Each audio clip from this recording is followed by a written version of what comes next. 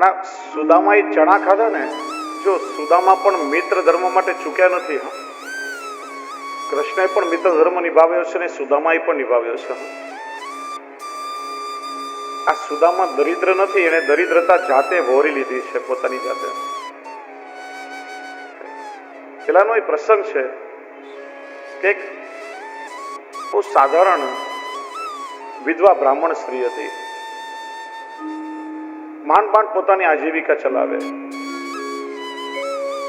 એકવાર કોઈ ચણા આપી ગયું, પેટ ભરીને ચણા ખાધા અને બચાવ્યા કે આવતીકાલનો તો નિર્વાહ થઈ જશે, બચેલા ચણા આવતીકાલે ખાઈને પેટ ભરીશ, કદાચ કઈ મળે ન મળે તો આવતીકાલે આનાથી મારું કામ ચાલી જશે. પોટલીમાં ચણા બાંધ્યા અને ઘરમાં ત્યાં એક મેજ પર રાખ્યો. રાત્રે પેલા ચોર આવ્યા અને અંધારામાં પોટલીને ધનની પોટલી સમજીને ઉપાડી ગયા. રાજાના સૈનિકો ચોરોની પાછળ પડ્યા એટલે ગભરાઈ અને પેલી ચણાની પોટલી ચોરોએ સાંદીપની ઋષિના આશ્રમમાં ફેંકી દીધી. સવારે પેલી ચણાની પોટલી ના દેખાઈ. પેલી વિધવા બ્રાહ્મણીએ નિશાસો નાખ્યો, હે ભગવાન, માંડ માંડ આજના પેટ ભરાવાની વ્યવસ્થા થઈ હતી અને કોઈ મારા ચણા ઉપાડી ગયું. જે મારા ચણા ખાશે ને એ દરિદ્ર થઈ જશે. અને સવારે આશ્રમમાં ગુરુ પત્નીના હાથમાં એ ચણાની પોટલી આવી. અને કૃષ્ણ સુદામા જ્યારે સમિધા વીણવા માટે વનમાં ગયા ને, ત્યારે એ પોટલી સુદામાના હાથમાં ગુરુ પત્ની આપી કે બંને મિત્રોને જ્યારે ભૂખ લાગે ને તો જંગલમાં બંને મિત્રો આ ચણા ખાઈ લેજો. સુદામા બ્રહ્મવેદતા હતા, ત્રિકાળ જ્ઞાની હતા. એ જાણતા હતા કે આ શાપિત ચણા છે. કૃષ્ણ જો આ ચણા ખાશે અને એ ત્રિભુવનનો નાથ જો શાપને કારણે દરિદ્ર બની જશે તો આખું જગત દરિદ્ર બની જશે. પોતાના મિત્રને દરિદ્રતા ના આવે એટલા માટે બધા ચણા સુદામા પોતે ખાઈ ગયા અને જાતે દરિદ્રતા સામે ચાલીને વોરી લીધી કે મિત્રને પરિશ્રમ ન થાય.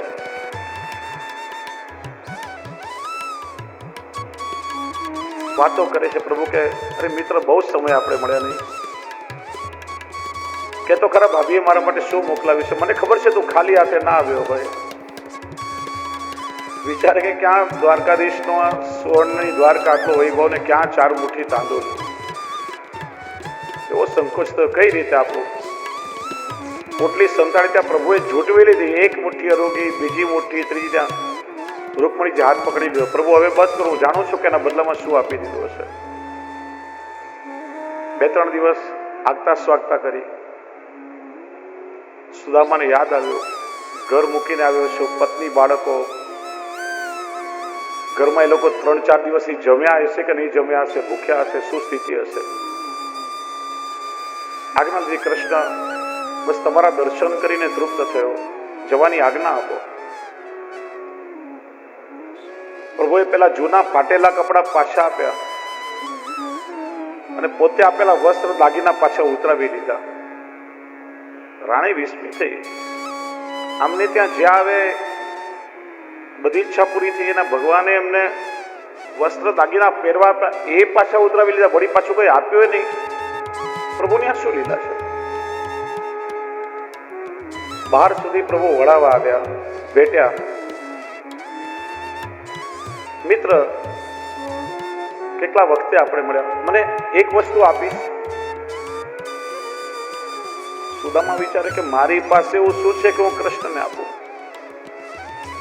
મિત્ર, ઘણા સમય આપણે મળ્યા ને, તારી સ્મૃતિ મને રહે, કાયમ તારું સ્મરણ રહે, એટલે માટે તારી પાદુકા મને તું આપજો. ત્યાં સુદામાની પહેરેલી ચાકડીએ ભગવાને ઉતરાવી લીધી. હવે રાણીઓનો પિત્તો ગયો કે પ્રભુ શું કરે, આપ્યું તો કઈ નહીં. કપડા પહેરવા આપ્યા, એ પાછા માંગ્યા અને વળી પાછી ચરણની ચાકડીએ ઉતરાવી લીધી. સુદામાના ગયા પછી રાણીઓ પૂછે છે પ્રભુ આ શું લીલા છે. મિત્રને કે આપ્યો તો નહીં, પણ ઉપરથી એની ચાકડી ઉતરાવી લીધી. ભગવાન કે જો વ્રજમાં મેં ચરણમાં પાદુકા ધારણ કરી નથી, વ્રજમાં મેં ખુલ્લા ચરણથી લીલા વિહાર કર્યો છે. હવે તો અહીંયા હું દ્વારકાનો રાજા છું અને મારા યાદવો છે ને મનસ્વી રીતે વર્તન કરી રહ્યા છે. આ સામર્થ્ય મેં એમને આપ્યું છે, જ્ઞાન એમને નથી. અહંકાર આવી ગયો છે, પાપનું આચરણ પણ થોડું વધ્યું છે. અને અમારો મિત્ર સુદામા બ્રહ્મવેત્તા છે, ત્રિકાળ જ્ઞાની, બ્રહ્મજ્ઞાની છે, પરમ પવિત્ર બ્રાહ્મણ છે. એ જો દ્વારકાની ભૂમિમાં ખુલ્લા ચરણથી વિહાર કરશે ને તો એના ચરણની રથથી મારી આ દ્વારકા ભૂમિ પવિત્ર થશે અને મારું દ્વારકા ધામ બનશે. જે પણ દ્વારકામાં આવશે ત્યાં ધામમાં આવીને એ પણ પવિત્ર થશે. એવા મારા મિત્રની ચરણ રજ છે અને એટલા માટે એની ચાકડી મેં ઉતરાવી છે. માર્ગમાં સુદામા વિચારે કે કૃષ્ણએ મને કઈ ના આપી ને મારા પર બહુ મોટી કૃપા કરી છે. અધનોયમ ધનમ લબ્ધ્વા નમા સ્મરતિ ઇત્યુષ ઇતિ મત્વા કારુણિકો ન દદાતિ ભૂરી મે ધન. આ નિર્ધન બ્રાહ્મણને હું ધન આપીશ તો એ મને ભૂલી જશે એમ વિચારીને પ્રભુએ મને કઈ ના આપ્યું ને મારા પર બહુ મોટી કૃપા કરી છે, સુદામા વિચારે છે. અને જો ભગવાને સુદામાને ધન નથી આપ્યું, ભગવાને સુદામાના પરિવારને ધન આપ્યું છે અને સુદામાને ભગવાને પોતાનું સખ્ય આપ્યું છે, અંતરંગતા આપી છે. સુદામાપુરી હાલનું પોરબંદર પોતાની શેરીમાં અંદર આવ્યા, જોયું તો પોતાનું ઝૂંપડું ગાયબ અને મોટા મોટા મહેલો ઉભા છે. વિચારું કે બિલ્ડર લોબીએ આવીને મારું ઝૂંપડું તોડીને ટાવર બાંધી દીધા છે. હવે હું ગરીબ બિચારો ક્યાં જઈશ? મારી પત્ની, મારા બાળકો ક્યાં હશે? ઘર બાર વગર ક્યાં રખડતા હશે? ત્યાં 7મા માળની અટારીમાં ઝરૂખામાં એમના પત્ની ઉભા હતા, ઓળખી ગયા. અરે સ્વામી, અંદર આવો, આપણા જ મહેલ છે. સુદામા અંદર ગયા તો એના બાળકો રાજસી પોશાક પહેરીને ઉદ્યાનમાં રમી રહ્યા હતા. કુબેરનો વૈભવ ભગવાન એમના પરિવારને આપી દીધો અને સુદામાને ભગવાને પોતાનું સખ્ય આપ્યું છે. સુદામાએ મિત્ર ધર્મ નિભાવ્યો, પ્રભુ પણ પાછા નથી હટ્યા. અને એટલા માટે આપણા શાસ્ત્રો કહે છે કે કોઈની સાથે મિત્રતા કરો ને તો મિત્ર કેવો હોવો જોઈએ, અથવા તમે કોઈના મિત્ર બનો તો કેવા મિત્ર બનો. મિત્રના લક્ષણ બતાવ્યા છે કે મિત્ર કેવો હોય. પાપા નિવારતી, તમે કોઈ ખોટું કામ કરતા હોય વગર સંકોચે તમને અટકાવી શકે. એ મિત્ર આપણે વૈષ્ણવ છીએ, આવું કામ આપણાથી ના કરાય. ખાલી પાનના ગલ્લે ઉભા રહેવા માટે આપણને જન્મ નથી મળ્યો. કોઈ ખોટું કરતો હોય એને અટકાવે. ચાલ વ્યસન મૂકી દે, વ્યસનમાં કઈ આપણે સમય નથી બગાડવાનો. એવું લાગે કઈ ખોટું થાય એ હકથી તમને અટકાવી શકે. એ મિત્રનું લક્ષણ છે. યોજ્યતે હિતાય, કે સત્કર્મ થતો હોય તો તમને સત્કર્મમાં જોડે. ચાલ મિત્ર, આપણા ગામમાં ભાગવતજીની કથા થઈ રહી છે, ટીવી ને સિરિયલો તો આપણે રોજ જોઈએ છે. ચાલ આજે આપણે સત્સંગ કરવા જઈએ. ચાલ મિત્ર, આજે હવેલીમાં ઠાકોરજીનો સુંદર મનોરથ છે, શેનમાં ઝૂલાનો, આપણે દર્શન કરી આવીએ.